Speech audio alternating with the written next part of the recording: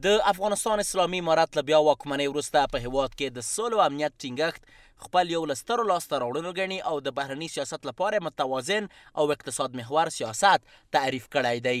خو د اسلامي امارت د 4 کلنې واکمنۍ په تېرېدو سره د سیمې او منځنۍ اسیا یو شمېر هیوادونو څو ځله د هغو ګواښونو په اړه اندېښنه څرګنده کړې چې ویل کېږي له افغانستان څخه سرچینه اخلي. خو په مقابل کې اسلامي امارت تل د افغانستان د خاورې له هر ډول ګواښ څخه د نړۍ ټولو هیوادونو ته د خوندیوالي ډاډ ورکړی دی. وروسته له دې د ازبکستان ولسمشر شوکت میرزایف ویلي چې د افغانستان د مسایلو له حل پرته به په منځنۍ اسیا کې د امنیت ساتل ناشوني دي. نوموړي زیاته کړې چې افغانستان کولی شي د سیمې سولې او امنیت تأمین لپاره یو ښه سیمه ییز لوبغاړی شي.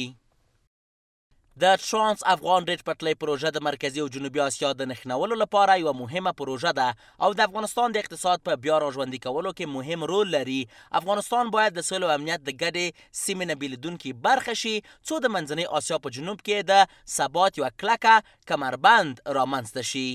حکومت سفر از افغانستان همچنان زمینه‌ها را برای تعامل بیشتر و گسترش روابط با عدالت نظاشت قوانین و مقررات بین‌المللی و آوردن تغییرات بیشتر میسر بسازند، زیرا بدون حمایت و پشتیبانی جامعه جهانی مخصوصا کشورهای منطقه بیرون شدن از چالش‌های موجود از افغانستان برای افغانستان غیر ممکن میباشد. کارپوهان اقتصادي رول د افغانستان لپاره د سیمې او نړۍ د هیوادونو د اقتصادي ودې په برخه کې مهم بولي او ټینګار کوي چې افغانستان باید له نړۍ سره خپل اقتصادي اړیکې لا پیاوړې کړي. بنا به موقعیت اساسی که افغانستان در میان کشورهای آسیای میانه و جنوب آسیا دارد از نگاه ژئوپلیتیک و ژئوستراتژیک و ژئوکنومیک به کشورهای آسیای میانه هم افغانستان ارزشمند است، بخصوص کشور ازبکستان. از مجرای افغانستان میتونه کشور ازبکستان کالاهای خود صادر و وارد کرده باشه و همچنان میتونه از مسیر افغان ترانس هم رابط داشته باشه با کشورهای جنوب آسیا، پاکستان، هندوستان و بنگلادش و این به سود ما هم میتونه تمام شود. بدان زمانی که صلح و ثبات در افغانستان تامین باشه، این کشورها میتونن از طریق افغانستان با هم وصل شوند و بتونن کالای مورد نیاز خود تبادله بکنن.